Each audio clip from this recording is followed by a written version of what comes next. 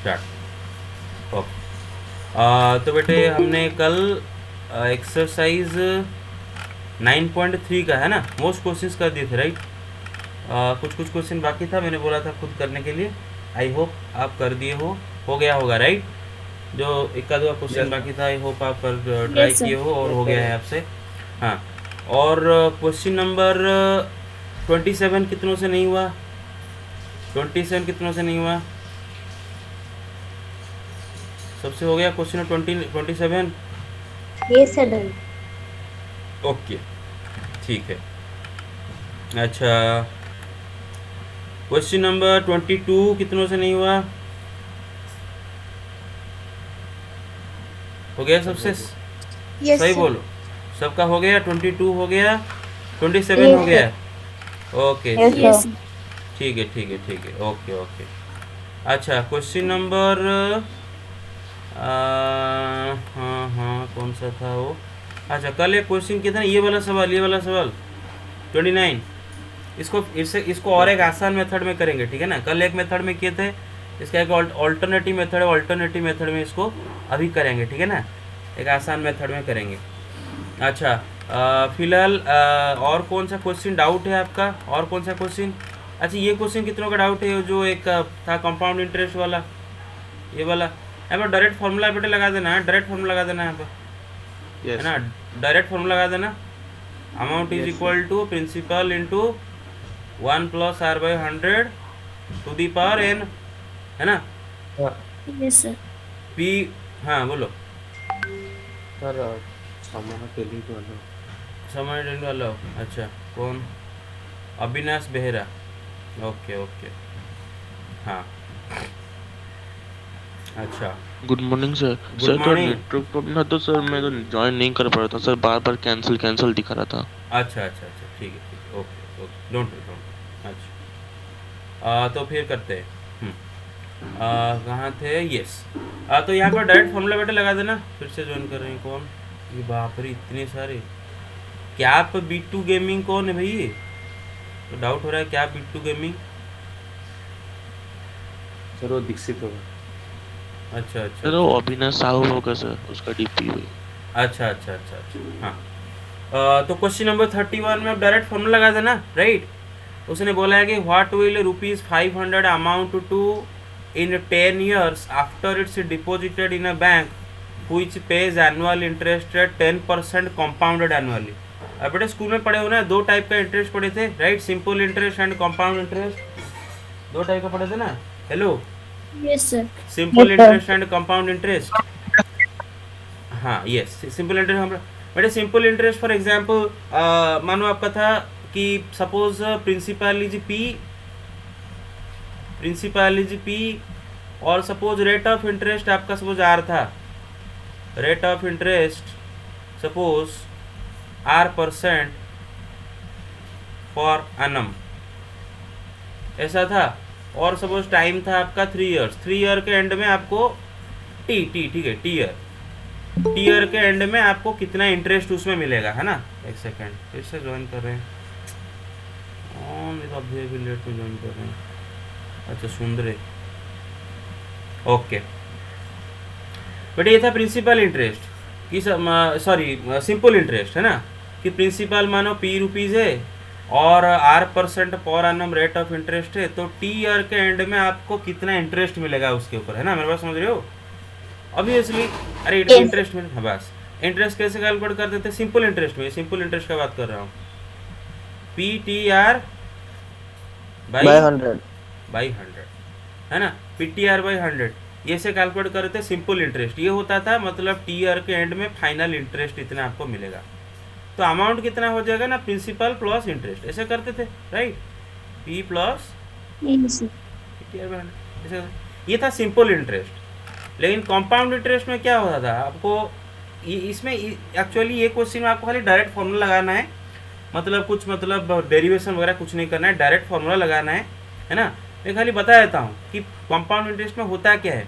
देखो, for example आप मतलब सपोज सर स्टार्टिंग आपका प्रिंसिपल है P, मेरे बात समझ रहे हो? स्टार्टिंग आपका प्रिंसिपल है P, yes sir.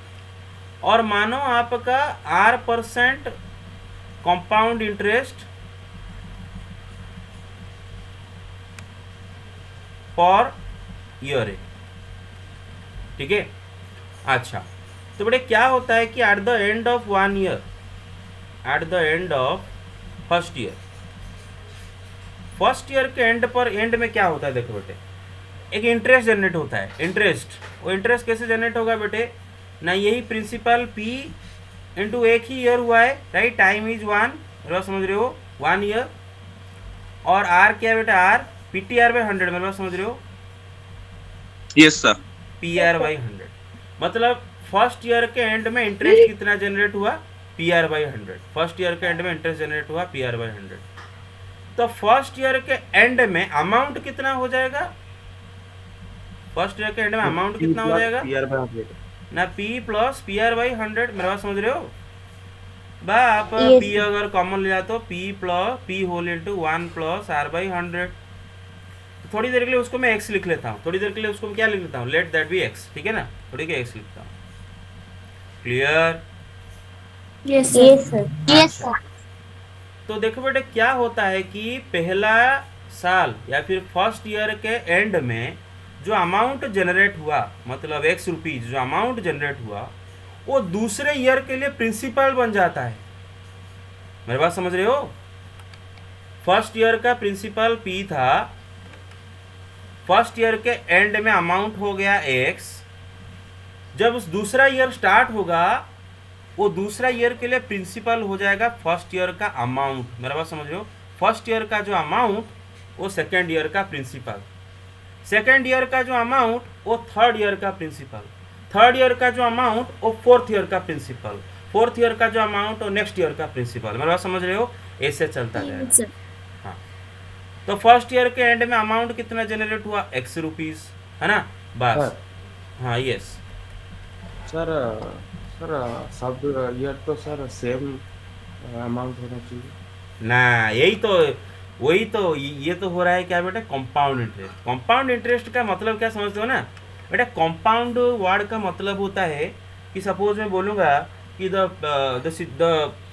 Condition of the patient is compounding. Compounding मतलब होता है कि वर्सनिंग, मतलब धीरे धीरे और ख़राब होते जा रहा है। मेरा बात समझ रहे हो? कंपाउंड मतलब आप समझ लो कि ज्योमेट्रिक प्रोग्रेशन, ठीक है ना, कि क्या होता है, मेरा बात समझ रहे हो, कि क्या यहाँ पर ज़्यादा आपको इंटरेस्ट होता है। सुनो बेटे, मेरे बात सुनो बेटे, सिंपल इंटरेस्ट में इंटरेस्ट कम मिलता है और कंपाउंड इंटरेस्ट में इंटरेस्ट ज़्यादा होता है। मेरे बात समझ रहे हो? फाइनली कंपाउंड इंटरेस्ट में आपको ज़्यादा इंटरेस्ट मिलता है, ठीक है। सपोज 5 साल के एंड में आपका सिंपल इंटरेस्ट जितना होगा, कंपाउंड इंटरेस्ट उससे ज़्यादा होगा। मेरे बात समझ रहे हो? ध्यान दो ये चीज़। तो बेटे देखो, मैं समझा दिया आपको कंपाउंड इंटरेस्ट में होता क्या है, कॉन्सेप्ट समझ में आ रहा है कि फर्स्ट ईयर का एंड में जो अमाउंट है, जो कि एक्स हमारे यहाँ पर है, वो सेकेंड ईयर के लिए वो क्या हो जाएगा, प्रिंसिपल हो जाएगा। मेरे बात समझ रहे हो? सेकेंड ईयर के लिए क्या क्या हो जाएगा बेटा, Yes, sir. प्रिंसिपल हो जाएगा। तो now principal is equal to what, first year का अमाउंट Sir, जो कि एक्स है, ठीक है। और रेट ऑफ इंटरेस्ट तो आ रही है, रेट ऑफ इंटरेस्ट Yes, आ रहे है। और बेटा सेकेंड ईयर के एंड में मतलब टाइम कितना गया होगा, वही 1 ईयर गया होगा, राइट, 1 ईयर। मेरे बात समझ रहे हो? एक ईयर में काउंट कर रहे हैं। मेरे बात समझ रहे हो? क्लियर? अच्छा, Yes, sir. Yes, sir. Here t is equal to 2 ना. ना देखो, हाँ सुनो, t इज इक्वल टू यहाँ पर 1 में क्यों लिखा, देखो बेटे, फर्स्ट ईयर के एंड में टाइम मतलब देखो, हर साल मतलब आपका नया प्रिंसिपल हो रहा है। मेरे बात समझ रहे हो? हर साल नया प्रिंसिपल Yes, क्रिएट हो रहा है, ठीक है ना। फर्स्ट ईयर का कैलकुलेट कर रहे हैं, हर ईयर का कैलकुलेट कर रहे हैं, हर ईयर के लिए टाइम इज 1, ठीक है ना, 1 ईयर। फर्स्ट ईयर खत्म हो गया, अभी फर्स्ट ईयर खत्म हो गया, first year is done, right, got it. अभी सेकेंड ईयर Yes, का sir. शुरू होगा, सेकेंड ईयर का शुरू होगा। First year is done, complete, clear, first year is complete. अभी Yes, सेकेंड ईयर शुरू होगा। तो सेकेंड ईयर में अभी प्रिंसिपल कितना है बेटा, एक्स है। एक ईयर का कैलकुलेट कर रहे हैं, टाइम कितना है बेटा, 1 है। मेरे बात समझ रहे हो? और rate of Yes, sir. Interest आ रहे, मेरे बात समझ रहे हो? बस, तो अभी इंटरेस्ट क्या होगा बेटे ना, ए P into T into R, T is 1 और आर 100। मेरे बात समझ रहे हो? क्लियर? अच्छा, Yes, sir. हाँ, तो अभी सेकेंड ईयर के एंड में अमाउंट कितना हो जाएगा बताओ, सेकेंड ईयर के एंड में अमाउंट कितना हो जाएगा ना, पहले प्रिंसिपल था एक्स, अभी इंटरेस्ट उसमें पड़ा एक्स आर बाई 100, मेरे बात समझ रहे हो? तो X whole into 1 plus R by 100, clear? Hello, Yes, sir. हाँ यस सर बस। और x क्या है बेटे? p into 1 plus R by 100। देखो x क्या है बेटे ना, p into 1 plus R by 100। तो दिस इंटू और एक 1 प्लस आर बाई 100, तो क्या हो गया? p into 1 plus R by 100 का स्क्वायर। मेरे बात समझ रहे हो? Let it be y, yes let it be y। तो मुझे बताओ अभी सेकेंड ईयर का एंड में अमाउंट कितना हुआ? y हुआ, समझ रहे हो? हाँ, अभी सेकेंड ईयर खत्म हुआ, सेकेंड ईयर खत्म हुआ, ठीक है ना, सेकेंड ईयर ओवर। अभी जो थर्ड ईयर है उसका बिगिनिंग में प्रिंसिपल कितना होगा पता है ना? सेकेंड ईयर का Y। जो अमाउंट है ना y, मेरे बात समझ रहे हो? प्रिंसिपल बदलता Yes। है, यहाँ पर प्रिंसिपल बदलता है, ठीक है ना। सिंपल इंटरेस्ट में वही प्रिंसिपल के ऊपर कैलकुलेशन होता है, लेकिन कंपाउंड इंटरेस्ट में हर साल के बाद प्रिंसिपल बदल जाता है, ठीक है ना। एक साल का जो अमाउंट होगा दूसरे नेक्स्ट ईयर का वो प्रिंसिपल बन जाता है। तो प्रिंसिपल इज वाई। तो अभी नेक्स्ट ईयर का मतलब ये ईयर का भी कैलकुलेट करेंगे तो टाइम इज 1, राइट, 1 ईयर क्या कैलकुलेट करेंगे। Rate of interest is R, मेरे बात समझ रहे हो? तो इंटरेस्ट कितना होगा? यस तो इंटरेस्ट कितना होगा बेटा बताओ? P T R into P T R by 100।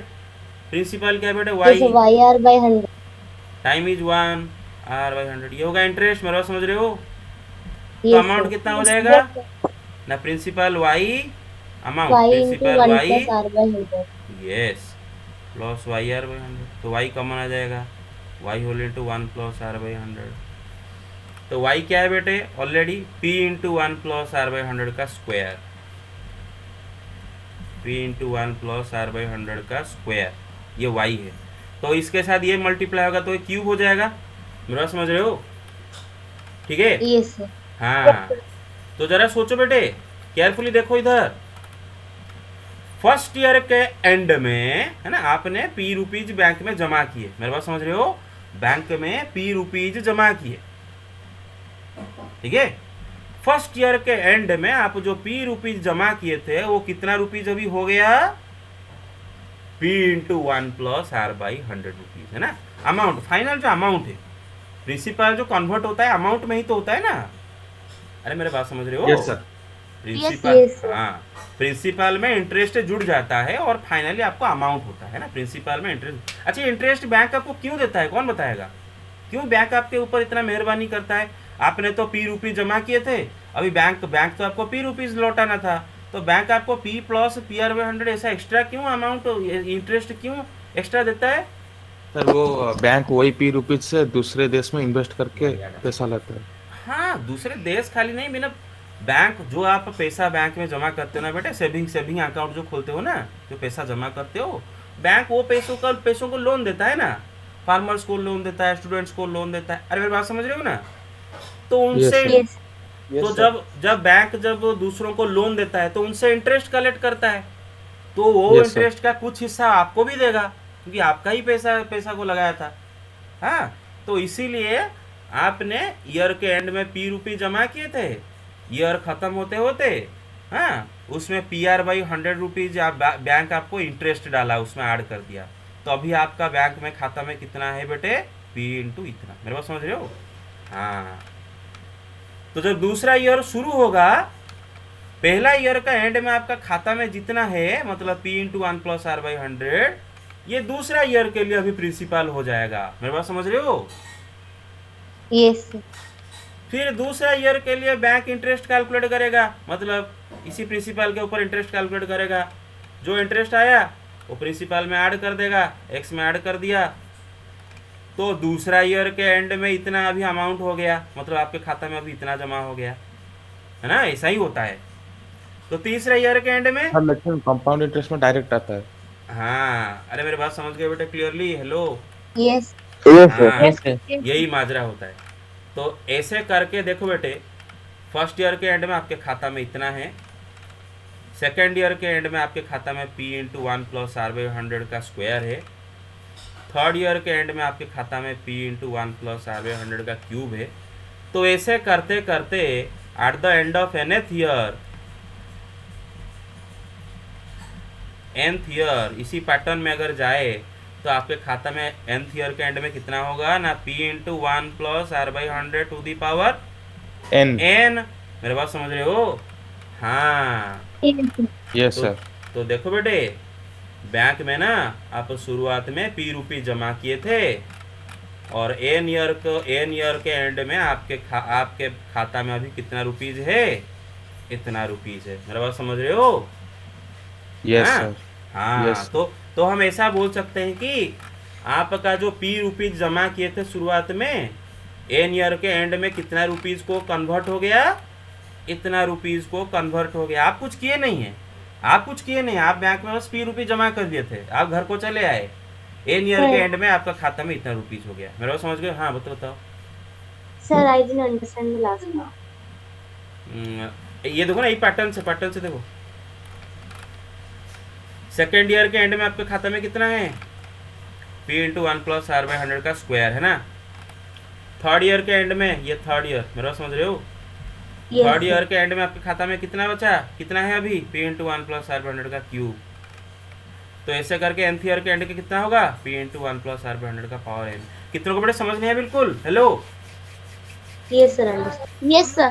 हाँ। Yes, sir. Sir. बस। हाँ, Yes, sir. मैं भी बताऊंगा। 1 सेकंड रुको। हाँ बताओ, ये पूछो। Sir, in the GP we have, if it is asked to give find the R, then 1 plus r/100. Obviously, yes, here the common Common ratio ratio. is 1 plus 1 r by plus r 100. by- Very good. Yes. Yes, that is the common ratio. Very good. तो देखो बेटे, तो at the end of nth year इतना आपका amount हो गया। अच्छा, यहाँ पर पूछा नहीं है लेकिन मैं अब स्कूल का एक चीज़ बता देता हूँ, याद कर लाता हूँ कि आपको स्कूल में पूछा था कि बताओ कितना कंपाउंड इंटरेस्ट हुआ। कंपाउंड इंटरेस्ट कैसे कैलकुलेट करते हैं? देखो बेटे ना, आप शुरुआत में कितना जमा किए थे, आप एक्चुअली में कितना जमा किए थे, आप खुद कितना जमा किए थे, इतना है ना। Yes, sir, P। बस nth ईयर के एंड में बैंक आपका पैसा कितना कर दिया, इतना, है ना। मतलब एक्स्ट्रा पैसा आ गया आपके बैंक में, है ना, आपके खाता में nth ईयर के एंड में इतना हो गया है ऑलरेडी। तो मतलब कुछ एक्स्ट्रा बैंक ने आपको दिया है, वो जो एक्स्ट्रा वही होता है आपका इंटरेस्ट, है ना। फाइनल इंटरेस्ट आपको कितना होगा ना, बैंक आपको जितना बना दिया है माइनस ओरिजिनली आपने जितने बैंक में जमा किए थे। तो ये होता है आपका कंपाउंड इंटरेस्ट। जैसे स्कूल में पढ़े थे ना कंपाउंड कैलकुलेशन। अरे समझ गए? हेलो? Yes, sir. हाँ। Yes, sir. Yes sir. देखो बेटे, कंपाउंड इंटरेस्ट सिंपल इंटरेस्ट में क्या फ़र्क है? कंपाउंड इंटरेस्ट में क्या होता है ना, हर साल इंटरेस्ट कैलकुलेट होता है, हर साल इंटरेस्ट कैलकुलेट होता है, हर ईयर में इंटरेस्ट कैलकुलेट होगा, हर ईयर में इंटरेस्ट कैलकुलेट होगा। पहला ईयर का जो अमाउंट अभी नेक्स्ट ईयर के लिए प्रिंसिपल बनेगा, फिर से इंटरेस्ट कैलकुलेट होगा 1 साल का। फिर उसके नेक्स्ट ईयर में वही अमाउंट फिर से प्रिंसिपल बन जाएगा, फिर उसके ऊपर 1 ईयर का इंटरेस्ट कैलकुलेट होगा। फिर वो ईयर का जो अमाउंट होगा दूसरे ईयर के लिए प्रिंसिपल हो जाएगा, फिर दूसरे ईयर में 1 ईयर के लिए इंटरेस्ट कैलकुलेट होगा। बार बार इंटरेस्ट कैलकुलेट होता है कंपाउंड इंटरेस्ट में। जबकि सिंपल इंटरेस्ट में क्या होता है ना, आपने एक बार p जमा कर दिए और मानो आपका r% रेट ऑफ इंटरेस्ट है, तो n ईयर के एंड में आपका बार t ईयर के एंड में आपका पैसा एक ही बार कैलकुलेट होगा, इंटरेस्ट एक ही बार, डायरेक्ट एक ही बार, p/r/100।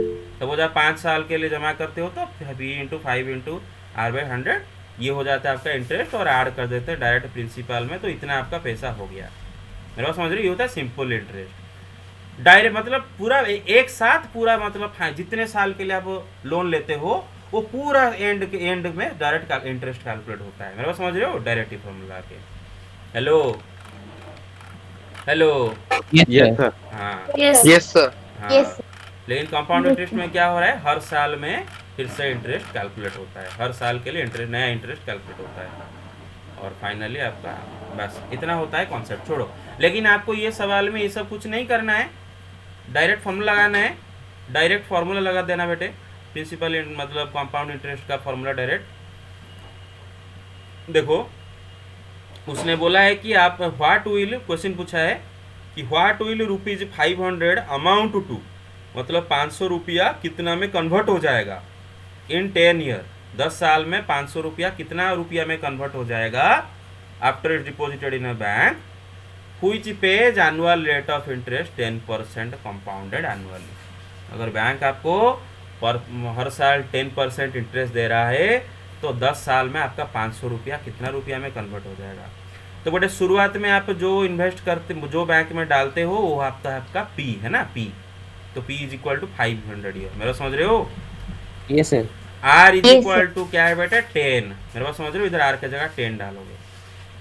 और एन क्या है बेटे, जितना ईयर के एंड में आपको पूछ रहा है, 10 ईयर के एंड में, मेरे पास समझ रहे हो, एन की जगह 10 Yes, sir. डालोगे।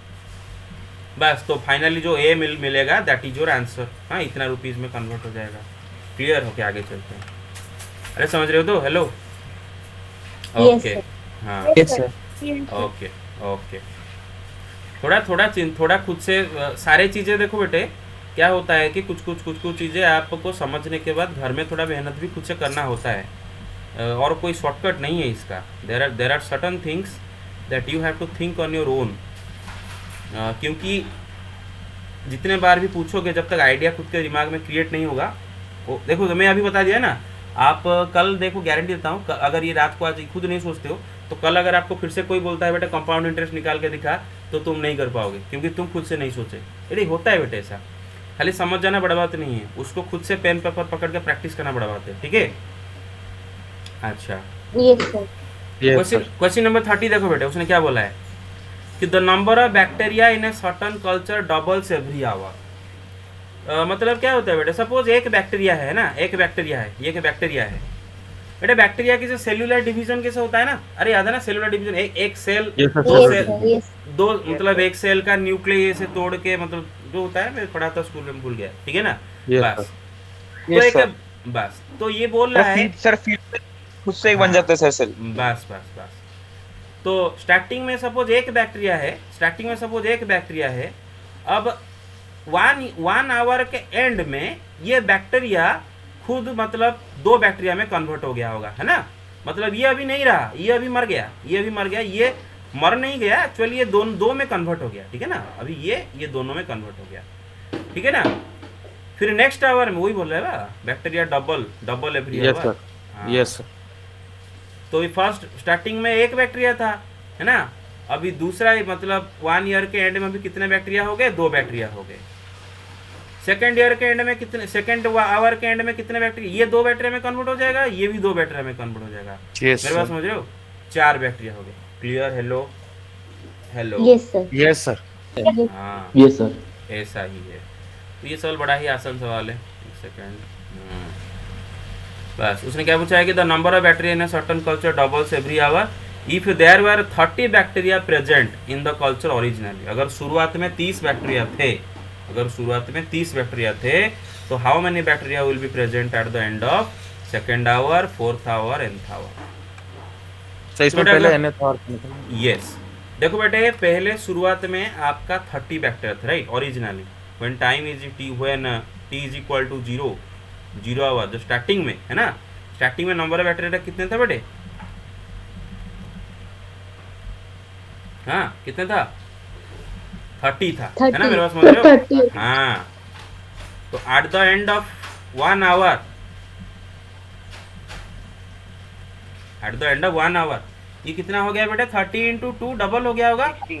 हाँ 60। 60. बस R is equal to 2। बस Yes, at the sir. End of 2 hour, 2 hour के एंड में, बस सेकेंड आवर के एंड में कितना अभी हो गया, ये दुगना हो गया होगा, 120. 30 इंटू 2 का स्क्वायर और एक बार 2 मल्टीप्लाई कर दिए। बस तो खाली पैटर्न को देखो, तो सेकेंड ईयर के एंड में उसने पूछा, सॉरी सेकेंड आवर के एंड में पूछा था, और हमारा दिखा दिया कि सेकेंड आवर के एंड में इतना बैक्टीरिया हो गए होंगे। तो इसी पैटर्न में जाए तो फोर्थ आवर के एंड में कितना हो जाएगा, 30 Sir, into 2 to the power 4। Sir, 240. बस तो इसी पैटर्न में जाए तो nth आवर के एंड में कितना हो गया होगा, 30 into 2 to the power n। बस 30 into 2 to the power n। बस इतना ही आपको लिखना है और कुछ नहीं, ठीक है ना, मेरा समझ रहे हो। Clear, Yes, sir. अच्छा, take the screenshot, done, hello got it, हाँ हाँ Yes, sir. Yes. Yes, yes. Okay. तो देखो बेटी, ये जो सवाल है ना, ये जो सवाल, इसको एक और एक इजी मेथड में कर सकते हो, है ना, थोड़ा कम समय लगेगा। क्वेश्चन 29 जरा कहते हैं, ए क्या है बेटे, 2 पॉजिटिव नंबर का arithmetic mean and G 2 positive number का ज्योमेट्रिक मीन। तो प्रूव करो वो 2 नंबर का वैल्यू है a प्लस और minus root over of this, मतलब उनमें से एक होगा a प्लस दिस, दूसरा नंबर होगा a माइनस दिस, है ना। तो ऐसे करके वो दो नंबर मिल जाएंगे जिनका अरिथमेटिक मीन या ज्योमेट्रिक मीन आपको दे रखा होगा। मेरे बात समझ रहे हो? हेलो, अच्छा Yes. हाँ, Yes, sir. तो इसका शॉर्टकट क्या है? देखो बेटे, ये क्वेश्चन नंबर कौन सा है बेटे? Question number 29. 29। तो let the two numbers be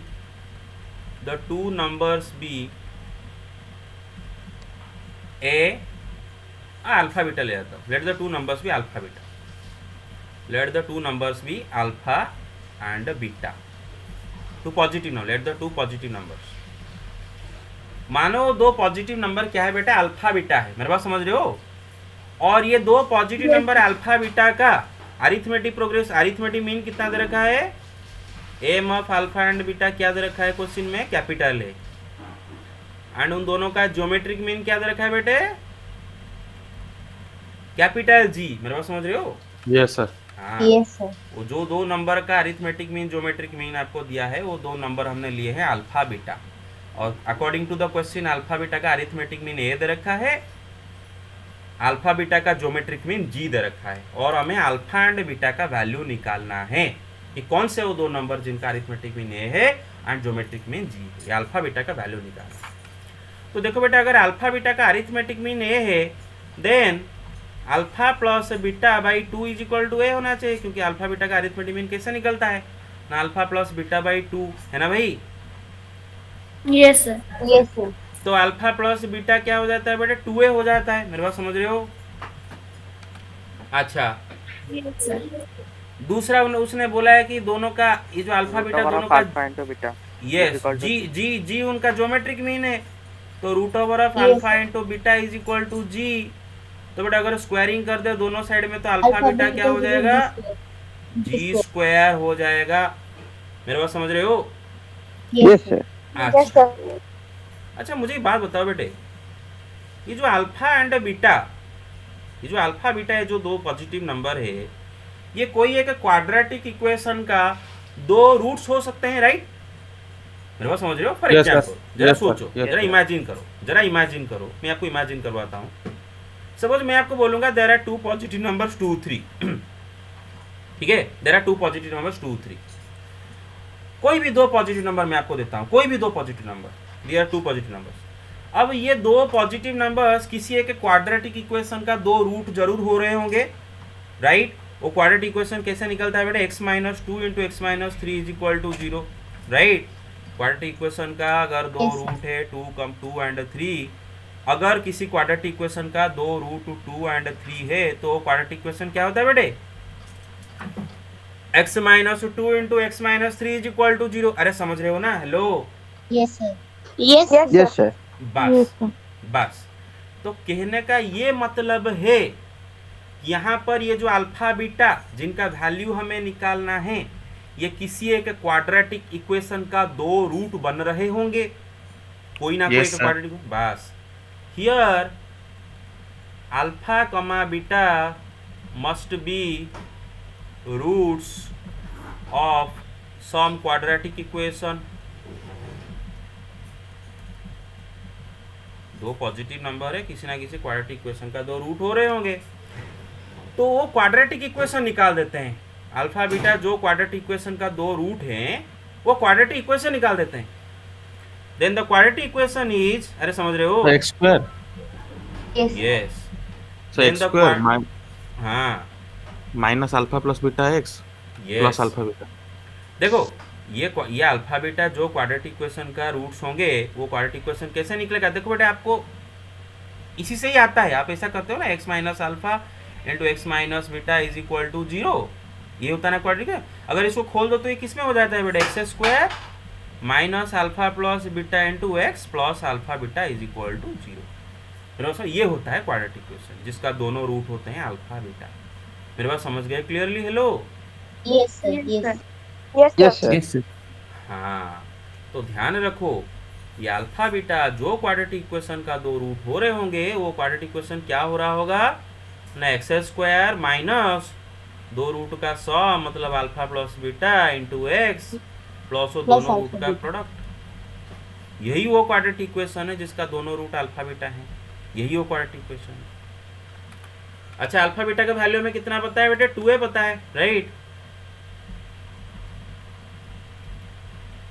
alpha plus beta का वैल्यू 2a पता है, अल्फा बीटा का वैल्यू कितना पता है? g² पता है। Yes sir. बस, तो यही वो क्वाड्रेटिक इक्वेशन है जिसका दोनों रूट क्या है बेटे? Alpha and beta. मेरे बात समझ रहे हो? यही वो क्वाड्रेटिक इक्वेशन है जिसका दोनों रूट क्या है? Alpha and beta. अच्छा, समझ में आ रहा है कुछ? हेलो? Yes Yes, sir. हाँ, बस। तो यही क्वाड्रेटिक इक्वेशन को सॉल्व कर देते हैं, क्योंकि इसी का तो दो रूट अल्फा बीटा है, तो इसी को ही सॉल्व कर देते हैं। इसी का जो सॉल्यूशन आएगा they are alpha beta, right? फिर अल्फा बीटा इसी का ही तो सॉल्यूशन है, alpha beta Yes, sir. Must be some root. तो इसी को ही सॉल्व कर देते हैं इंडियन मेथड लगा के। तो x will be equal to what बेटे? फॉर्मूला क्या है बेटे? माइनस बी प्लस और Minus- minus root over of B square minus 4ac by 2a। By 2a। तो लगाओ बेटे, b इधर क्या है बेटे? माइनस 2a है b, देखो तो माइनस b क्या हो जाएगा बेटे? खाली 2a। मेरे बात समझ रहे हो? प्लस और Yes, माइनस b का स्क्वायर मतलब 4a square minus 4ac, a is 1 c is g square, तो माइनस 4g स्क्वायर, ठीक है, डिवाइडेड 2 इंटू a मतलब x स्क्वायर का कोफिशिएंट जो कि 1 है। अरे समझ रहे हो? Yes, sir. Yes, टू sir. अभी सब प्लस 4 बेटा, कॉमन चला है। यस, ये दोनों टर्म में से 4 कॉमन आएगा, ये दोनों टर्म में से 4 कॉमन होगा, लेकिन Yes, जब sir. वो स्क्वायर रूट के बाहर आएगा, कॉमन इन दोनों का कॉमन फैक्टर जब स्क्वायर रूट के बाहर आएगा तो उसका रूट ओवर होके बाहर आ जाएगा, मतलब 2 होके बाहर निकल जाएगा। अरे समझ रहे हो कि नहीं भाई? Yes, sir. Yes sir. हाँ, स्क्वायर रूट के अंदर 4 कॉमन जाएगा, जब वो 4 बाहर आ जाएगा 2 होके बाहर आ जाएगा। तो 2 कॉमन ले काट देते हैं तो क्या होगा? a प्लस और minus root over of a square minus G square, या फिर आप सब बोल सकते हो कि a प्लस और minus root over of a plus G into a minus G. तो ये क्वाड्रेटिक इक्वेशन का दो रूट क्या निकल के आए? a प्लस और माइनस, और यही दो रूट तो अल्फा बीटा है ना, इनमें से किसी एक अल्फा हो रहा होगा, दूसरा बीटा हो रहा होगा। मेरा बात समझ रहे हो? Yes, अरे sir. समझ रहे हो? Yes sir. हाँ, therefore the two positive numbers alpha and beta are a plus or minus root over of, यही वो दो नंबर होंगे, एक प्लस के लिए एक माइनस के लिए, यही वो दो नंबर अल्फा बीटा हैं जिनका अरिथमेटिक मीन ए है, ज्योमेट्री मीन जी है। बेटा आई होप सबको समझ में आ गया, राइट? यस सर अगर अल्फा जो प्लस होगा तो बीटा माइनस होगा। हाँ, ये दोनों में अगर अल्फा प्लस होगा बीटा माइनस होगा, अगर बीटा बीटा, क्योंकि अल्फा बीटा को मतलब कोई पर्टिकुलर नंबर थोड़ी ना है, हमने लिए हैं कि हम पता नहीं ना अल्फा क्या है बीटा क्या है, हमें पता नहीं ना। हाँ, अल्फा एक अननोन है। अरे बेटे समझ लो, जो क्वाड्रेटिक इक्वेशन होता है ना बेटे, hello listen listen, sir. Yes जो स्कूल में आपको quadratic equation ax square plus B X plus C is equal to 0, इसका जो दो रूट निकालते थे ना बेटे, एक है minus B plus root over of B square minus 4ac by 2a, और एक है minus B minus root over of B square minus 4ac 2a। तो आपको स्कूल में बोल दिया हो गया होगा कि इसी को अल्फा और इसी को बीटा लोगे, इसी को अल्फा इसी को बीटा। ऐसा कुछ नहीं भाई, मेरा मर्जी, मेरे बात समझ रहे हो? क्योंकि अल्फा बीटा कोई पर्टिकुलर नंबर नहीं है, लेकिन कन्वेंशनली एक लिखने का तरीका बनाने के लिए प्लस वाले को अल्फा लिखते हैं और माइनस वाले को बीटा लिखते हैं। लेकिन कोई पाप नहीं हो जाएगा अगर इसको बीटा इसको अल्फा बोले, क्योंकि अल्फा बीटा थोड़ी ना कोई नंबर है। मेरे बात समझ रहे हो? हमें पता थोड़ी ना, मतलब अल्फा बीटा क्या है पता थोड़ी ना है, तो आप किसी को भी अल्फा किसी को भी बीटा बोलो। मेरे बात समझ रहे हो? किसी को भी अल्फा किसी को Yes, बीटा sir. बोलो। हाँ, yes sir. Okay, take the screenshot, done. Yes, sir. Yes sir. Now take it. Yes sir. Now take it. Yes, sir. Done. Take it. Yes Take it. Done. आज आगे चलते हैं बेटा। कितनों को पूरा क्लियरली क्लैरिटी के साथ एचडी क्लैरिटी के साथ समझ में आएगा? कितनों को एचडी क्लैरिटी के साथ कितनों को समझ में आया? Yes, sir. Yes sir. Yes, sir. अच्छा 4K क्लैरिटी के साथ कितनों को समझ में आया? पूरा 4K क्लैरिटी के मेरा साथ 4K सर, मेरा 4K है 4K। और कितनों को 4K क्लैरिटी के साथ समझ में आया? सर। 4K 30 FPS। तो पूरा अच्छा ठीक है, तो फिर ठीक है, बहुत अच्छा है, बहुत बढ़िया है, बहुत बढ़िया है। अच्छा क्वेश्चन नंबर सर, हम- 22। हाँ बताओ। हाँ सर थोड़ा नेट स्लो है तो सर थोड़ा लेट में आ रहा है समझ में। हाँ ठीक है, लेकिन आ गया तो? हाँ सर, हाँ सर। अच्छा अच्छा हाँ। तो अभी बेटे क्या करेंगे, हम एग्जाम्पलर से कुछ एक्स्ट्रा कॉन्सेप्ट सीखेंगे, ठीक है ना? एग्जाम्पलर से कुछ एक्स्ट्रा कॉन्सेप्ट सीखेंगे। और अच्छा बेटा, और कोई डाउट है? और कोई क्वेश्चन डाउट है? 23 कितनों का नहीं हुआ? 23 सबका हो गया है? करूँ 23? बताओ सही, सच बताओ भाई। सर हो गया सर। Yes, sir. Done. बाकी बस Yes, फिर sir. एक बार कर दीजिए सर। एक बार कर Yes, दूं? sir. कर दूं एक बार? अरे कर दूं एक बार, कौन चाहते हो बताओ रे यार, बताओ भाई, टाइम क्यों वेस्ट कर रहे हो? टाइम में 1 घंटा। कर दूं? ओके ओके ठीक है। हाँ तो उसने क्या बोला है कि the first and nth term of a GP are A and B respectively. एक जीपी का फर्स्ट टर्म ए है एंड उसका nth टर्म क्या दे रखा है बेटा? बी दे रखा है। First term A, nth term B. And if P is the product of n terms, वहाँ पर p क्या है बेटे? नाउ n टर्म्स का प्रोडक्ट है। तो p क्या है बेटे? वो n टर्म्स का प्रोडक्ट है, ठीक है ना? n टर्म्स का मतलब वो सारे n टर्म्स हो, मतलब A R square A R cube ऐसे करके A R to the power n-1 जो n टर्म्स है वो सबको मल्टीप्लाई कर दोगे तो p मिलता है, ठीक है? Prove that p square is equal to ab to the power n। बेटे क्वेश्चन समझ गए तो? Hello yes Yes, sir. sir. हाँ, Yes, sir. ठीक है। अच्छा इसको ये करते हैं। हाँ ये कौन सा नंबर क्वेश्चन है बताओ? 22। अच्छा 23। 23 ओके। तो बेटा देखो 23 नंबर क्वेश्चन उसने आपको, अरे रिकॉर्डिंग हो रहा है तो, या फिर मैंने ऑफ कर दिया था? हाँ हाँ हो रहा है यस यस। हाँ तो उसने बोला है कि ये जो जीपी है इसका first term a1 is equal to क्या है बेटे? a एंड इसका nth टर्म क्या है बेटे? b है। मेरे बात समझ रहे हो? अच्छा Yes, इसका तो sir. इसका एक कॉमन रेशियो भी हो रहा होगा। लेट द कॉमन रेशियो भी यार। यस जीपी है, सर। जीपी है राइट ऑफ ए जीपी, एक जीपी है तो इसका एक कॉमन रेशियो भी हो रहा होगा।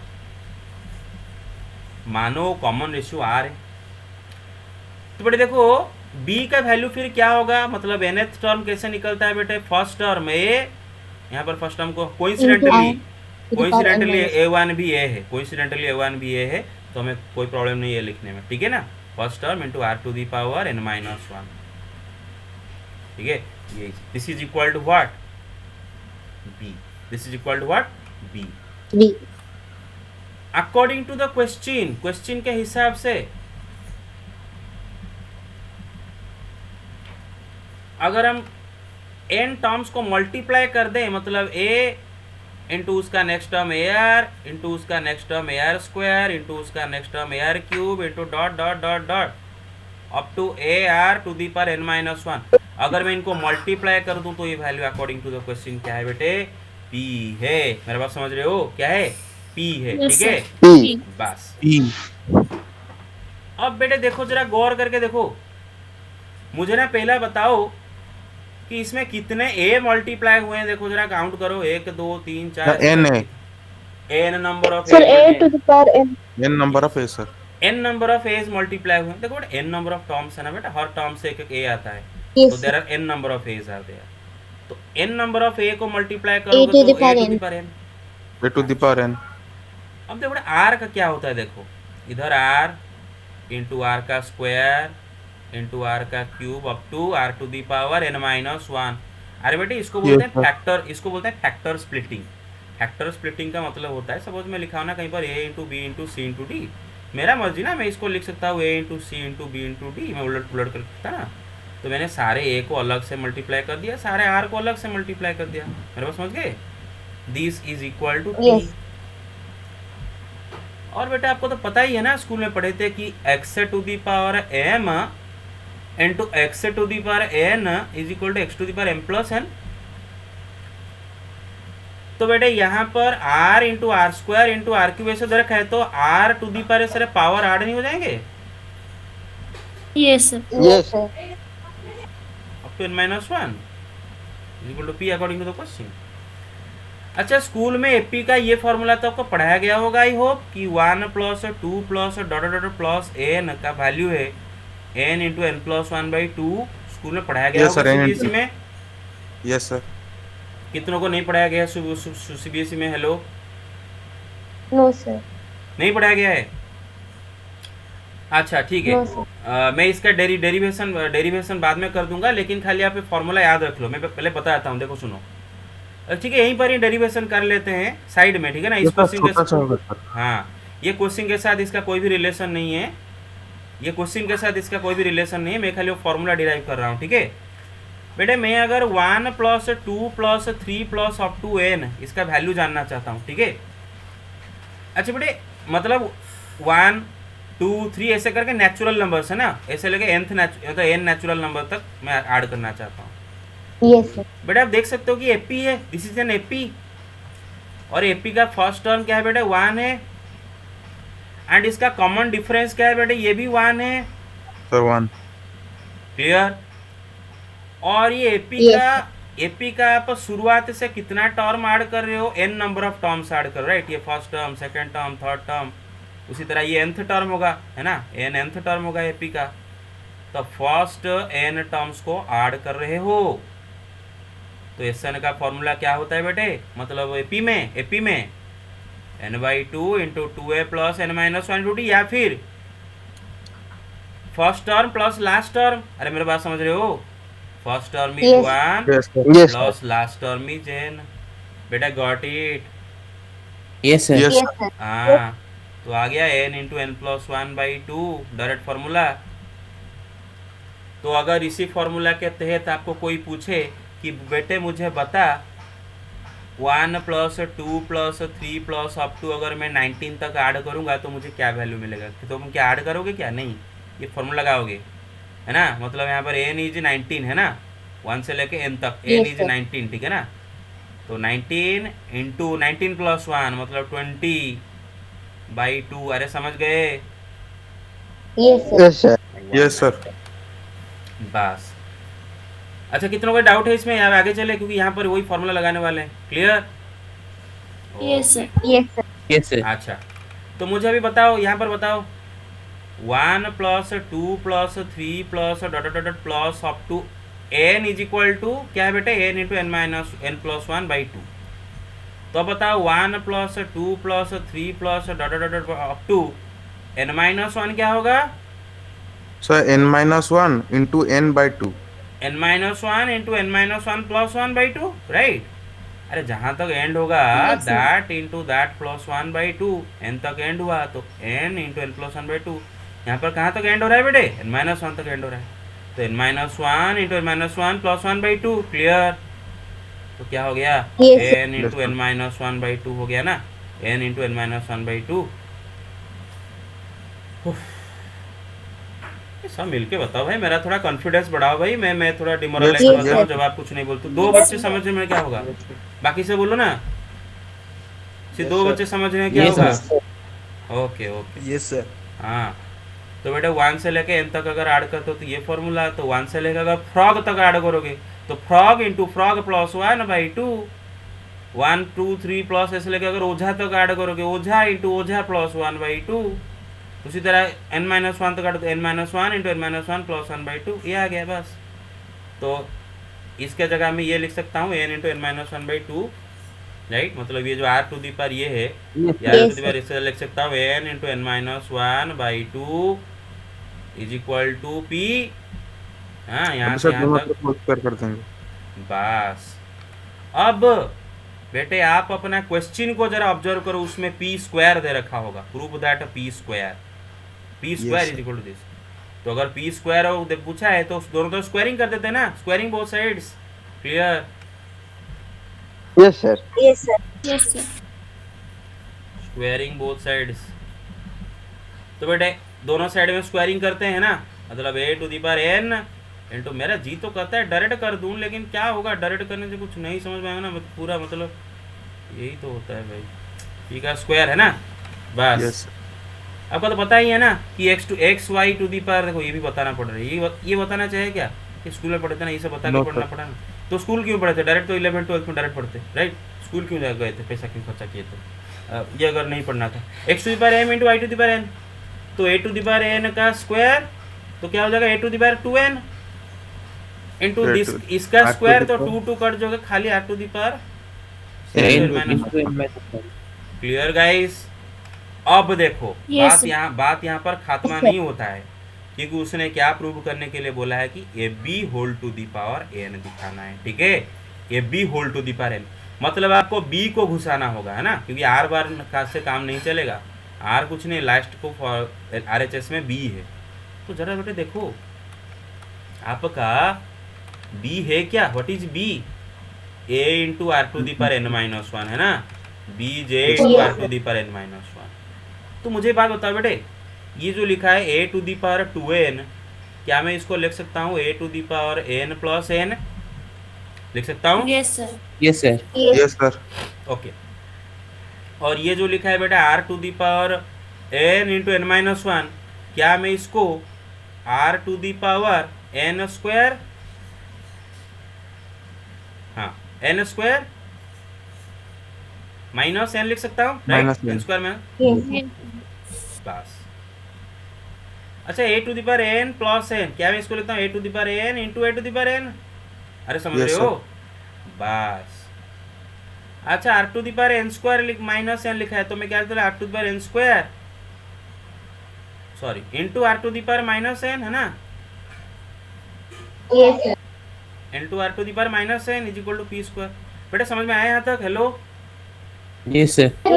Are to the power N Yes, sir. Square into are to, formula ही बा, x to the power M into x to the power N is equal to x to the power M plus N, यहाँ पर लिखा है N square plus minus N, तो R to the power N square into are to the power minus N, बस। अच्छा अब देखो ये दोनों का प्रोडक्ट एक्चुअली है क्या असलियत में, ये A to the power N into ये क्या है बेटा R to the power, sorry R to the power N का square into A to the power N into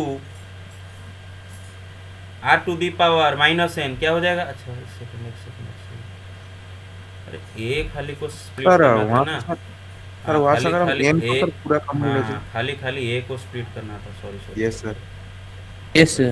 sorry n to the क्यों स्प्लिट कर दिया, हाँ हाँ हाँ, खाली ए को स्प्लिट करना था नहीं, यस सर अच्छा क्या प्रूव करने के लिए दे रखा है बेटा, बताओ जरा मुझे पूरा बता दो, क्या प्रूव दे रखा है, P square is equal to equal to A B whole to the power N, A B whole to the power N, मतलब A to the power N into B to the power N आना चाहिए, A to the power N into B to the power N ऐसा आना चाहिए, right. Yes, sir. Yes sir तो A to the power N into B का value क्या है, B का वैल्यू क्या है A into are to the power N minus one, yes sir this to the power N ऐसा आना चाहिए, तो अगर ऐसा आना चाहिए तो ये क्या हो जाता है ना, हाँ बस बस बस बस बस हो गया बस बस हो गया हाँ। अभी देखो ए टू दी पावर 2n को मैं लिख सकता हूँ A to the power N into A to the power N, जैसे भी लिखा था, मेरे बात समझ रहे हो, hello, Yes, sir. Yes, sir. अच्छा R to the power N into N minus one जो लिखा है, क्या मैं इसको लिख सकता हूँ R to the power N minus one to the power N, जरा सोचो ना, x to the Yes, power A to the power B Yes, is sir, equal yes, to x to the power A B ना, तो N into N minus one, तो power N minus one to the power N, ठीक है, hello, Yes, sir. हाँ Yes, sir. Yes sir yes sir अच्छा क्या मैं ये दोनों को लिख सकता हूँ ना, A into are to the power N minus one whole to the power N, तो क्या हो जाएगा A to the power N into इसका पावर एन, देख रहे हो, Yes. बस ये क्या है बेटे, बी है, B. तो क्या आता है बेटे b to the power n equal to P square, अच्छा अरे जस्ट प्रूव्ड है। अच्छा सुनो, यहाँ पर आसान क्या हुआ बेटे कि आप ना देख लो, आपको जो प्रूव करने के लिए दिया है उसी को ही तोड़ लो, तो आपको पता चल जाएगा आगे क्या करना है, मेरे बात समझ रहे हो। अगर यहाँ से कंफ्यूजन हो रहा है, Yes. ठीक है, तो फाइनली जो प्रूव करने के लिए दिया था, फाइनली दिया था A B to the power N दिखाने के लिए। A B to the power N क्या होगा, A to the power N into B to the power N. अभी B to the power N क्या होगा, A into are to the power N minus one, उसका power N. तो यहीं से मुझे पता चल गया कि A into are to the power N minus one into N का मतलब क्या होगा, A to the power N into are to the power N minus one power N. तो यही से मुझे आइडिया मिल गया इसको ऐसे स्प्लिट करने का। Yes, sir. कुछ समझे भाई, take the screenshot, Yes, sir. Yes, sir. Take it done. Yes. Take it done, Yes. Take it done, take it done. आगे चलते हैं। ओके, तो बाकी सारे क्वेश्चन हो गए या फिर और कुछ करना है इसका? No, sir. No sir. और कुछ नहीं करना होगा, राइट? ये वाला कर दियो। देखो ये वाला क्वेश्चन में ध्यान रखो बेटे, उसने ए को यूज कर दिया है, तो आप ना जो फर्स्ट Yes, sir. टर्म को ए नहीं लेना, स्मॉल ए नहीं लेना, क्योंकि उसने ए को ऑलरेडी यूज कर दिया। उसने बोला है कि पी, ये जीपी का पीथ टर्म का वैल्यू ए है, तो आप ए को फर्स्ट टर्म नहीं ले सकते, फर्स्ट टर्म को कैपिटल ए ले जाओ, है ना, या फिर और कुछ ले Yes, जाओ, sir. लेकिन कैपिटल ए लेना ज़्यादा अच्छा है ना। तो हम ऐसे लिखेंगे let first term is equal to capital A. तो according to the question pth term मतलब A sub P is equal to small a दे रखा है। अच्छा, और कॉमन रेशियो मानो आर है, मेरा समझ रहे हो, वन कॉमन रेशियो मानो आर है, ठीक है। तो No, एपी का sorry. You're given last term. वो अर्थ टर्म यूज कर दिया है। अच्छा, अर्थ टर्म भी यूज कर दिया है, हाँ अर्थ टर्म भी यूज कर दिया है। तो Yes, कॉमन sir. रेशियो का आर नहीं लोगे, कैपिटल आर लोगे, है ना। उसने यूज कर दिया है Yes, common sir. Ratio r को भी यूज कर दिया है। तो ये क्या होगा, फॉर्मूला क्या लोगे, A into capital R to the power P minus one, this is equal to A. अरे मेरे बात समझ गए? Hello, yes sir. कितना नहीं समझ पा रहे हो? अरे यही फॉर्मूला था, ए टू आर माइनस वन जे, लेकिन ए फर्स्ट टर्म नहीं ले सकते क्योंकि फर्स्ट टर्म उसने ए यूज कर दिया है और एक जगह पर, तो एक यहाँ पर फर्स्ट टर्म की जगह कैपिटल ए लिख रहे हैं, और आर भी यूज कर दिया है इसलिए आर ना लिखे कैपिटल आर लिखे, और कुछ नहीं। क्लियर? अच्छा, Yes, sir. यही ए का वैल्यू Yes, इधर sir. डालना है, यही ए का वैल्यू इधर एलएचएस में डालना है। उसी तरह बी का वैल्यू डालना है। बी क्या होगा बेटे, A into are to the power Q minus one, B का वैल्यू डालना है, सी का वैल्यू डालना है, फिर इसको सॉल्व करके इक्वल टू वन दिखाना है। क्लियर? अच्छा ठीक है, कर गए। Yes, sir. ओके, थोड़ा थोड़ा ट्राई करो बेटा, डिसअपॉइंट मुझे मत करो, थोड़ा खुद से ट्राई करो। हाँ, 12 बता रहा हूँ, खुद से ट्राई करो, डिसअपॉइंट मत करो मुझे, सारी चीज़ें नहीं कराया जाता है। अच्छा, ओके ठीक है। तो पहले हाँ, तो बाकी 5 मिनट बस बताया, वो 5 मिनट में हम क्या करेंगे बेटे कि एक काम करेंगे, और कल ही संडे में संडे 9 बजे कल क्लास है, लास्ट क्लास में सर सीक्वेंस सीरीज़ का। मंडे से नो सीक्वेंस सीरीज़, नो मोर सीक्वेंस सीरीज़। तो संडे कल सुबह 9 बजे क्लास है, तो 9 बजे क्लास में जितना होगा that is full and final. रात को में अगर बच जाएगा कुछ मिसलेनियस का, तो रात को भी आधा घंटा 1 घंटा क्लास कर लिया जाएगा। मेरे बात समझ रहे हो? मंडे से कैसे भी करके हम प्रोबेबिलिटी शुरू करना चाहते हैं। Clear? Hello, okay sir. Yes, sir. Yes, sir. तो जैसे भी करके इसका खात्मा करो। अच्छा सुनो, ये वाला सवाल को आप छोड़ दोगे, ये जो एफ ऑफ, उसमें एक होगा f of x plus y is equal f of x into f of y, वो मैं कराऊंगा। Sir, sir. फंक्शन, हाँ यस सर कॉम्प्लेक्स नंबर में भी सर एक क्वेश्चन था सर, ये एफ वाला। हाँ, वही फंक्शन नहीं पढ़े ना अभी तक, तो Yes, लास्ट को sir. पढ़ेंगे तब वो वाला क्वेश्चंस कर देंगे, ठीक है? जी, अच्छा, sir. तो बेटे खाली अभी हम क्या करेंगे बेटा, एग्जाम्पलर से जो एक्स्ट्रा थ्योरी है, जो एक्स्ट्रा कुछ फॉर्मूला है, वो भी अभी देखेंगे, ठीक है ना? तो ध्यान दो, किधर गया, बस हाँ इधर से आ रहा है। पहले तो एपी का कुछ जो एक्स्ट्रा चीज़ें हैं वो पहले समझ लेते हैं, ठीक है? एपी का जो एक्स्ट्रा चीज़ें हैं। अच्छा, फिलहाल बेटे ये चीज़ हम ऑलरेडी पढ़ चुके हैं, एपी का जो प्रॉपर्टी, कि अगर मैं इसको जूम इन करता हूँ। Everybody paying attention? Hello, Yes, sir. Yes, yes sir. Yes, sir. हाँ। Yes, sir. अगर अटेंशन नहीं दे एग्जाम के टाइम में आप ही परेशानी में आ जाओगे, ठीक है? अच्छा, अगर A1 A2 A3 अगर एपी में है, जिसका कॉमन डिफरेंस डी है, तो अगर मैं एपी का सारे टर्म में अगर कोई एक पर्टिकुलर कांस्टेंट ऐड करूं या फिर माइनस करूं, तो जो नया सीक्वेंस बनेगा वो भी एक एपी होगा, एंड उसका कॉमन डिफरेंस वही डी रहेगा। पढ़े थे राइट? याद है? वही कॉमन डिफरेंस वही रहेगा। Yes, sir. बस। Yes sir. और क्या पढ़े थे कि एपी का सारे टर्म में अगर एक कांस्टेंट मल्टीप्लाई कर दे तो जो रिजल्टिंग सीक्वेंस वो भी एक एपी बनेगा, लेकिन उसका कॉमन डिफरेंस में भी के मल्टीप्लाई हो जाएगा। जो के मल्टीप्लाई किए हो तो ये जो नया एपी बना, ये नया एपी का कॉमन डिफरेंस क्या हो जाएगा बेटे, पुराना एपी का कॉमन डिफरेंस डी इंटू जो के मल्टीप्लाई किए हो सारे टर्म में। उसी तरह अगर एपी का सारे टर्म में के डिवाइड करो, के कांस्टेंट नॉन जीरो कांस्टेंट, तो जो नया सीक्वेंस बना वो भी एक एपी है, एंड उसका नया सीक्वेंस का कॉमन डिफरेंस क्या होगा बेटे, डी बाई के, है ना। पुराना एपी का कॉमन डिफरेंस डिवाइडेड बाई वो जो कांस्टेंट डिवाइड किए थे। मेरा बात समझ गए बेटे clearly? Hello, yes sir. Yes sir. Okay. Yes, sir. Yes sir. एक सेकंड रुको भाई। हाँ, अब बेटे देखो ये वाला आपके एनसीईआरटी टेक्स्ट बुक में नहीं है ना, तो एग्जाम्पलर है। ये वाला क्या है बेटे, अगर मेरे पास दो एपी है ना, एक एपी है A1 A2 A3 dot dot, दूसरा एपी है B1 B2 B3 dot dot. अगर मेरे पास ऐसे दो एपी है, ठीक है ना, तो अगर मैं ये दोनों एपी के कॉरिस्पॉन्डिंग टर्म्स को ऐड कर दूं या फिर सब्ट्रैक्ट कर दूं, अगर मैं पहला तो अगर मैं उनका कॉरिस्पॉन्डिंग टर्म को ऐड कर दूंगा, मतलब A1 प्लस B1, फिर A2 प्लस B2, फिर A3 प्लस B3, ऐसे करके अगर मैं दोनों एपी के कॉरिस्पॉन्डिंग टर्म्स को ऐड करूंगा तो जो नया सीक्वेंस बनेगा that is also an AP. मेरा बात समझ रहे हो?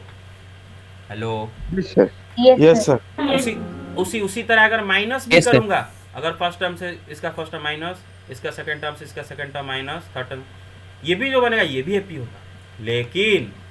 लेकिन दोनों एपी का कॉरिस्पॉन्डिंग टर्म को अगर मल्टीप्लाई करोगे या फिर डिवाइड करोगे तो वो एपी नहीं बनेगा। ध्यान दो, वो एपी नहीं बनेगा। तो दो एपी का कॉरिस्पॉन्डिंग टर्म को अगर ऐड करोगे या फिर सब्ट्रैक्ट करोगे तो नया सीक्वेंस एक एपी होता है, लेकिन मल्टीप्लाई करो या फिर डिवाइड करो एपी नहीं होगा। मेरे बात समझ रहे हो? Hello, Yes, sir. बस sir. बस Yes, sir. बस बस बस। तो nth टर्म ऑफ एपी तो निकालने मैंने सिखा दिया था, Tn is equal to Sn minus Sn minus 1, ये पढ़े थे राइट? Hello, yes sir. हाँ Yes, sir. बस यस सर। Yes, sir. बस। और इधर ही बेटे और एक इम्पोर्टेंट ऑब्जर्वेशन हम देखेंगे बेटे, एक इम्पोर्टेंट ऑब्जर्वेशन रिगार्डिंग एपी कि बेटे एक एग्जाम्पल लेते हैं एपी का 1 3 5 7 9 11। जरा बेटे देखो ये एपी का थर्ड टर्म, सॉरी हाँ, ये एपी का कोई भी दो टर्म लेते हैं, मतलब सपोज सेकेंड टर्म एंड ये वाला कौन सा टर्म हो रहा है, फिफ्थ टर्म, है ना। Second term and fifth term का डिफरेंस देखते हैं। मेरे पास समझ रहे हो? मतलब fifth term minus second term करते हैं, fifth term minus second term करते हैं। कितना आता है बेटे? 9 माइनस 3 6, राइट? तो 5 से Yes, sir. बस। अब बेटे देखो ये जो दोनों टर्म का पोजीशन का डिफरेंस लेते हैं। फिफ्थ टर्म का पोजीशन क्या है बेटे? 5 माइनस सेकेंड टर्म का पोजीशन क्या है बेटे? 2।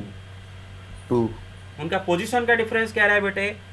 3, राइट? 3 अब देखो बेटे दोनों टर्म्स का डिफरेंस को दोनों का पोजीशन का डिफरेंस में डिवाइड कर दो। दोनों टर्म्स का डिफरेंस को दोनों टर्म्स का पोजीशन का डिफरेंस में डिवाइड कर दो तो आपका क्या आता है बेटे? 2, जो कि एपी का क्या है बेटे? कॉमन डिफरेंस है। देख रहे हो बेटे? हेलो, हाँ। Yes Yes, sir. sir. तो याद रखो in an AP difference between two terms, difference ऐसे ही कर लेते हैं, ऐसा कर लेते हैं, डायरेक्ट एक फॉर्मूला लिख देते हैं कि AP minus A Q pth term minus qth term divided by position का डिफरेंस, मतलब position P minus Q is equal to the common difference D. मेरे बात समझ रहे हो? Hello, yes sir. हाँ क्लियर? याद Yes, रखो बस, yes, sir. ये खाली याद रखो, बस खत्म हो गया। हाँ, ये वाला भी पढ़ लिए थे बेटे कि एपी का जो nth टर्म होता है वो क्या होता है बेटे? लीनियर एक्सप्रेशन इन एन होता है, पढ़े थे। अगर कोई भी सीक्वेंस का जो nth टर्म अगर लीनियर एक्सप्रेशन इन एन नहीं है तो एपी नहीं है। मेरे बात समझ रहे हो? एपी का nth term linear expression Yes, होता है। क्लियर? अच्छा, और बेटे देखो if sum of n terms of a sequence is a quadratic expression in n, अगर किसी भी सीक्वेंस का n टर्म्स का सम अगर एक क्वाड्रेटिक एक्सप्रेशन इन एन आता है तो वो सीक्वेंस है कि एपी है। मेरा बात समझ रहे हो? वो सीक्वेंस क्या है? एपी है। अरे समझ में आया कुछ? Hello, yes sir. Yes, sir. देखो देखो बेटे, आपका जो एपी का एन नंबर ऑफ टर्म्स का सम फॉर्मूला क्या है बेटे? n बाई टू इंटू हाँ ए टू ए प्लस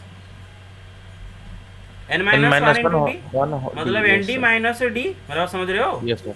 बस अगर बेटे मैं ये n को लेके मल्टीप्लाई कर दूं, n बाई टू को अंदर लेके मल्टीप्लाई कर दूं, तो 2a बाई टू मतलब 2 कट गया, तो खाली क्या हो जाता है बेटे? n, मेरा बात समझ रहे हो? Hello, yes sir. Plus Yes, n sir. Square into d by two minus n d by two, है ना, minus n d by two. तो देखो बेटे, एपी का जो एन टर्म्स का सॉम है वो एक क्वाड्रेटिक एक्सप्रेशन ऑफ एन नहीं है क्या? देख रहे हो? यस देख सर। रहे हो? हाँ, यस सर। एपी का nth टर्म जो है, nth टर्म जो है वो क्या है बेटा? Linear expression in n, linear expression. Linear expression in n, ठीक है। Yes sir. लेकिन जो Yes, sir. Sum of n terms है ये क्या है बेटा? Quadratic expression in n. ध्यान दिया करो, ये चीज बहुत इंपॉर्टेंट है 1 मार्क के लिए, ठीक है ना। 1 मार्क के लिए क्यों इंपॉर्टेंट बताता हूँ बेटे। मैं आपको क्या करूंगा एग्जाम में 1 मार्क का कैसा सवाल दूंगा, आपको एक बोल दूंगा कि देयर इज ए सीक्वेंस जो sum of first N terms, इसका रिगार्डिंग क्वेश्चन कैसे बनेगा। मानो एक सीक्वेंस है जिसका sum of first N terms is equal to 2n square plus 3, तो बताओ ये एक एपी है या नहीं है ना? Yes, तो क्या होगा बेटे? एपी होगा। मेरे बात समझ रहे हो? Hello, yes sir. Yes Yes, sir. हाँ। लेकिन अगर मैं आपको बोलूंगा एक सीक्वेंस है जिसका nth term is equal to 2n square plus 3, क्या ये एपी है? No sir. नो, No, ये sir. Not AP. एपी का nth टर्म लिनियर होता है, लिनियर इन एन होता है, और सम ऑफ एन टर्म्स होता है क्वाड्रेटिक एन है, ठीक है। ये हो गया। बस खाली मैं ज्योमेट्री का थोड़ा सा बस बता देता हूँ, टाइम नहीं है। 1 घंटा क्लास मतलब तो आधा घंटा बीच में गैप था, 15 मिनट करते। मैथमेटिक्स ऐसा नहीं होता है बेटे, 1 घंटा में मतलब मैथ क्या मतलब मुझे सेटिस्फाइड नहीं लगेगा, मुझे भी सेटिस्फेक्शन नहीं मिलेगा। आप भी आप बोले कि मुझे भी नहीं मिलेगा। सेटिस्फेक्शन नहीं मिलता है बेटे, मतलब इतना जल्दी जल्दी मैथ क्लास खत्म कर देना। मैथ सर क्लास 1-2 टॉपिक रह जाता है। हाँ, थोड़ा एक्स्ट्रा कंप्लीट बोलना नहीं होता है। और आप बोलोगे Yes, लास्ट को ब्लेम करोगी सर ने हमें नहीं बोला था। अरे हम क्या करें? और सारे क्लास में अगर मतलब सारे क्लास में एक ही चैप्टर ले जाएं तो सिलेबस भी तो खत्म करना है ना मेरे को, तो यही प्रॉब्लम है। अच्छा तो ठीक है, फिर 3 क्लास है। बस ये खाली। हाँ भाई, फिर 3 क्लास बताओ। और मैं पूछा कि ऐसा क्यों हुआ, पता चला कि आप लोगों का कंप्लेंट है कि बहुत ज़्यादा क्लास हो गया। अच्छा, अगर आप लोग कंप्लेंट दिए कि बहुत ज़्यादा क्लास हो गया, इतना तो बोलना चाहिए था, नहीं मैथ क्लास जितना है उतना रखिए, बाकी क्लास घटाइए, ये तो ये बोलते। तो आप लोग बोल दिए कि जनरली बहुत क्लास हो गए हैं, तो उन्होंने क्या किया, सारे क्लास को काटे। सारे क्लास काटे तो मैथ क्लास हफ्ते में 3 दिन कैसे होगा बेटे? बताओ, इट इज़ पूरा इम्पॉसिबल। मैथ डेली रहना चाहिए, है ना। डेली 1 घंटा और 1 घंटा 10-15 मिनट डेली रहना चाहिए। तो आपके गलती के कारण ऐसा हो रहा है, मेरा कुछ नहीं। नहीं तो मैं पूरा 9.3 पूरा करता, मतलब रिवीजन के लिए पूरा करता, लेकिन टाइम नहीं है मेरे पास, पूरा नहीं कर पाऊंगा अभी। ठीक है, लास्ट खाली देख लो भाई जल्दी जल्दी। हाँ, ये वाला देखो बेटे, देखो अगर मतलब there is a GP A1 A2 A3 के जीपी है, मेरा बात समझ रहे हो? हेलो, और Yes, sir. अगर वो जीपी का हर टर्म में मैं एक कांस्टेंट मल्टीप्लाई किया, वो नया सीक्वेंस वो भी एक जीपी होगा। क्या होगा? वो भी एक जीपी होगा। जीपी होगा। और अगर एक नॉन जीरो कांस्टेंट डिवाइड किया, वो भी जीपी होगा। मेरे बात समझ रहे हो? Yes. लेकिन एपी के तरह यहाँ पर एक कांस्टेंट ऐड करने से नहीं होगा। मेरे बात समझ रहे हो? एपी के तरह यहाँ पर एक कांस्टेंट ऐड कर देने से नहीं होगा, ठीक है ना। मानो A1 A2 A3 जीपी है, तो मैं अगर सारे टर्म में कांस्टेंट ऐड कर देता हूँ तो वो वाला सीक्वेंस जीपी नहीं होगा, ठीक है ना। सिर्फ मल्टीप्लाई एंड डिवाइड करने से जीपी होगा कांस्टेंट। हाँ ठीक है, यस सर। घर में देख लेना। दूसरा देखो बेटा, अगर A1 A2 A3 अगर जीपी है तो इनका जो रेसिप्रोकल होगा वो भी जीपी होगा। मेरा बात समझ रहे हो? जैसे फॉर एग्जांपल 2 4 8 ये जीपी है, राइट। 2 4 8 राइट। अगर मैं इनका रेसिप्रोकल ले जाता हूँ, ये भी एक जीपी होता है, और कॉमन रेशियो भी उलट जाता है, तो रेसिप्रोकल हो जाता है। यहाँ पर कॉमन रेशियो क्या है बेटा? 2 है, इधर कॉमन रेशियो 1/2 हो जाता है। मेरे बात समझ रहे हो? देख रहे हो? Yes, sir. हाँ, दूसरा देखो बेटा, अगर A1 A2 A3 अगर एक जीपी है, B1 B2 B3 अगर और एक जीपी है, तो दोनों जीपी के कॉरिस्पॉन्डिंग टर्म्स को अगर मल्टीप्लाई करे या फिर डिवाइड करे, नया सीक्वेंस मिलेगा, वो भी क्या होगा, जीपी होगा। मेरा बात समझ रहे हो? बस ये खाली लास्ट में बताता हूँ। और बेटे वीडियो देख लेना, ठीक है ना, वीडियो देख लेना, आप रिवाइज कर लेना वीडियो देख के लास्ट को। आप ही का गलती है, मेरा कोई गलती नहीं है, आप ही को ये मुझे परेशान कर रहे हो। ओके ठीक है, या फिर आप कंप्लेन करो कि हमारा मैथ क्लास बढ़ाइए, आई डोंट नो, जो भी करो, लेकिन इतना कम मैथ नहीं होता है। Okay, if A1 A2 A3 dot dot are in AP, मानो ये एक एपी है, मेरा बात समझ रहे हो? ठीक है, Yes, sir. हाँ, अगर ये एक एपी है, ये AP, this is an AP, तो x to the power A1 into x to the power A2 into x to the power A3, मतलब जो एपी का सारे टर्म्स को अगर मैं किसी और एक positive number, x is a positive number, किसी के पॉजिटिव नंबर का पावर कर दूं, तो ये वाला जो सीक्वेंस होगा एक जीपी होगा। मेरा बात समझ रहे हो? जीपी होगा। तो इसका प्रूफ खाली जल्दी देखो बेटे, मेरा बात समझ रहे हो? ये एपी है, this is AP and this is GP, तो प्रूफ करेंगे ये कैसे जीपी है, ठीक है ना। अच्छा, अगर ये जीपी होगा तो इसका दो मतलब x, मतलब इसका जो सेकंड टर्म है x A2 डिवाइडेड बाय इसका जो फर्स्ट टर्म है x to the power A1, this should be equal to third term divided by second term. मेरा बात समझ रहे हो? x to the power Yes, sir. A3 divided by x to the power A2, ठीक है, ये होना चाहिए। बस ये होगा तभी ये जीपी होगा। तो ये दोनों कैलकुलेट करते हैं और देखते हैं दोनों इक्वल हो रहे हैं कि नहीं हो रहे हैं। तो पहले ये कैलकुलेट करते हैं। अच्छा, तो बड़े x to the power A2 by x to the power A1 को मैं लिख सकता हूँ x to the power A2 minus A1, बताओ। Yes, sir. अच्छा, third term divide by Yes, sir. Second term, x to the power A3 divide by x to the power A2, third term divide by second term, क्या है बेटा, x to the power A3 minus A2। A3 minus A2. अच्छा, अब बेटा आप देख लो, question में दिया है कि ये एक एपी है, ये पहले से हमें पता है, दिस इज एन एपी, और अगर ये एपी है तो यहाँ पर A2 minus A1 is equal to A3 minus A2 और not, right? Yes sir, yes sir, Yes, sir. A2 minus A1 is equal to A3 minus A2 और not. तो अगर ऐसा है तो x to the power A2 minus A1 is equal to x to the power, sorry, is equal to x to the power A3 minus A2 होगा कि नहीं? Yes sir. Sir अभी सर इसका एग्जांपल क्या था 22 नंबर में, हाँ, r dot r square dot, yes, तो मतलब ये दोनों इक्वल हो गए, ये दोनों इक्वल हो गए, देख रहे हो, ये दोनों इक्वल हो गए, और ये दोनों इक्वल Yes, हो गए, sir. तो इसका क्या मतलब है कि ये एक जीपी है। क्लियर? बस, तो आज इतना ही, और बस कल बाकी करेंगे। ओझा टेक द अटेंडेंस।